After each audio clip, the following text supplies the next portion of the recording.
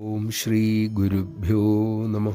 ഒരിക്കൽ ഒരു യുവഭക്തന് തോന്നി, അമ്മ എല്ലാ തരത്തിലുമുള്ള സുഖദുഃഖങ്ങളെ മറികടന്നയാൾ തന്നെ. പക്ഷേ അമ്മ ദർശനം കൊടുക്കുമ്പോഴും മറ്റു ചില സാഹചര്യങ്ങളിലും സാധാരണക്കാരെ പോലെ സുഖവും ദുഃഖവും അനുഭവിക്കുന്നത് കാണാറുണ്ട്.